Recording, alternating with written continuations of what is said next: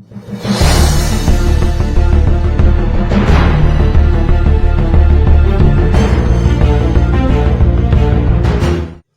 गुरु शिला प्रपाद महाराज की जय। जय गौर हरि बोल।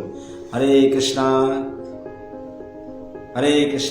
To everyone. आप सभी को मेरी ओर से हैप्पी न्यू ईयर।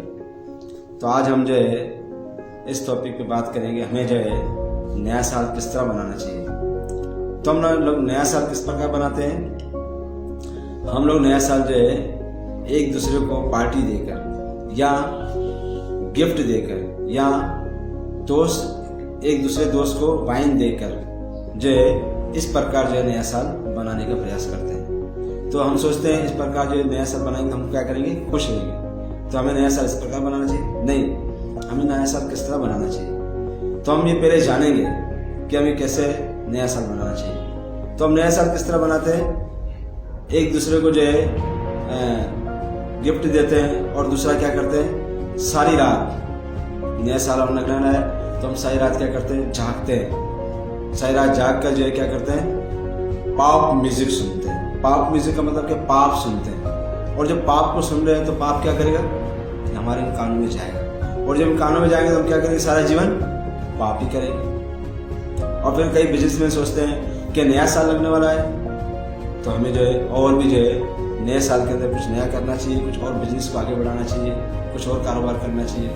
और हम अपने समय को, अपने वक्त को ऐसे ज़ाया कर रहे हैं जैसे कि बहुत ज़्यादा किसी को दौलत मिल जाए तो क्या होता है, बहुत ज़्यादा खुश हो जाता है। और जब दौलत चली जाती है तो बहुत दुखी होता है। और कभी इंसान बहुत ज़्यादा खुश होता है और जब ज़्यादा खुश होता है तो क्या होता है, बाद में दुखी होने लगता है। तो फिर इन परेशानियों का हल क्या है।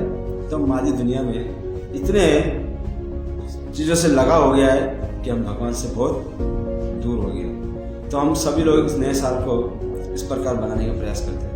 हकीकत में देखा जाए तो हमारा नया साल किस तरह शुरू होता है, शास्त्रों में बताया गया, वेदों में बताया गया है कि हमें नया साल जो दीपावली के दिन से शुरू होता है। और दीपावली के दिन हम क्या करते हैं, अपने घर को साफ करते हैं, अपने घर को जो है कलर कराते हैं और अपने घर में लाइटें लगाते हैं, अपने घर को रोशन करते हैं। और फिर हम लोग दीप जलाते हैं, दीपावली के दिन दीप जलाते हैं।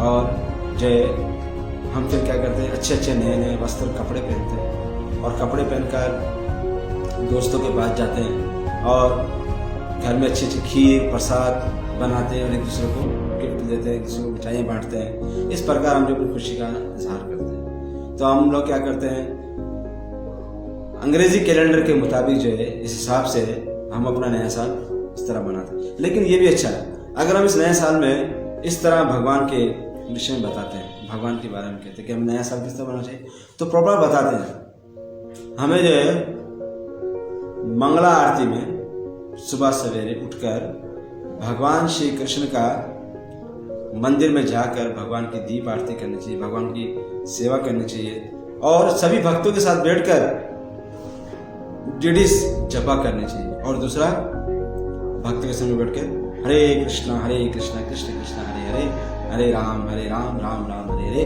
का संकीर्तन बैठ के करना चाहिए। भागवत कथा को सुनना चाहिए जिससे हम अपने जीवन को समझ सके। भागवत के द्वारा हम जान सकें भगवान को कैसे पा सकते हैं। भागवत का पाठ करना चाहिए, तुलसी सेवा करनी चाहिए, तुलसी माता की प्रार्थना। फिर भगवान से हमें प्रार्थना करनी चाहिए, हे भगवान, हे करुणा निधान, हे पतित पावन, आप जो है मेरा हर लम्हे आपकी सेवा में लगे। लेकिन हम भगवान से प्रार्थना करते हैं, हमें भगवान हर लम्हा एक नई जिंदगी देता है। तो जब नई जिंदगी में सुबह उठते तो वो भी क्या होता है हमारे लिए, हर दिन नया साल।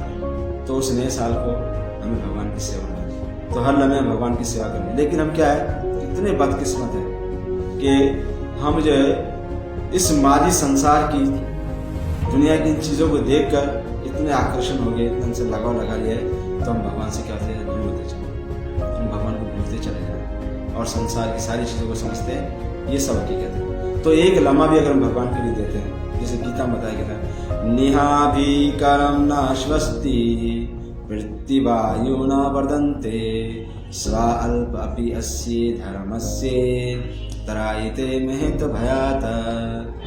इस कोशिश में ना तो कोई नुकसान होता है और ना कोई कमी होती है, बल्कि इस राह पर थोड़ी सी भी तरक्की बड़े से बड़े खौफ से आपको बचा लेती है। अगर आप बहुत ज़्यादा तालीम हासिल कर रहे हो, बहुत ज़्यादा धन इकट्ठा कर रहे हो, मगर ये सब कुछ जो है तालीम हासिल करने के बावजूद भी अगर आप भगवान की पनाह नहीं लेते हो, नए साल में भगवान का नाम भी नहीं, एक क्षण भी अगर भगवान का नाम सुन लेते हो तो आपका जीवन सफल हो जाता है। क्या होगा, आपको किसी ब्राह्मण या किसी धनवान के घर में या किसी विद्वान के घर में आपका जन्म होगा, और जहाँ से आपने अपनी सेवा छोड़ेगी, ये सेवा वहीं से आपकी शुरू हो जाएगी। इसीलिए आपसे मैं प्रार्थना करता हूँ कि आप नए साल के दिन भगवान के बहुत सारे मंदिर हैं हमारे यहाँ, उन सब मंदिरों में जाके क्या करना है, भगवान का सुंदर सुंदर रूप का दर्शन करना, उन सुंदर रूप का दर्शन करो। और गीता में भगवान कहते हैं, प्रभुपाद भी बताते हैं कि भगवान के मंदिर में जाओ तो कुछ ना कुछ शास्त्रों में बताया जाता है। अगर गुरु के पास जाते हो तो हमें गुरु के लिए कोई पुरस्कार लेना चाहिए, फूल लेना चाहिए, चादर लेनी चाहिए, गुरु को भेंट करनी चाहिए। और दोस्तों के पास जब हम जाते हैं तो गिफ्ट लेके जाना चाहिए। इसी प्रकार जब भगवान के मंदिर में आते हैं तो भगवान के लिए क्या लेकर जाना चाहिए, गीता में बताया जाता है, भगवान कहते हैं पत्रम पुष्पम फलम तोयम यो में भक्तिया प्रियेच तत्व भक्ति पेहेतम प्रियत आत्मनमा।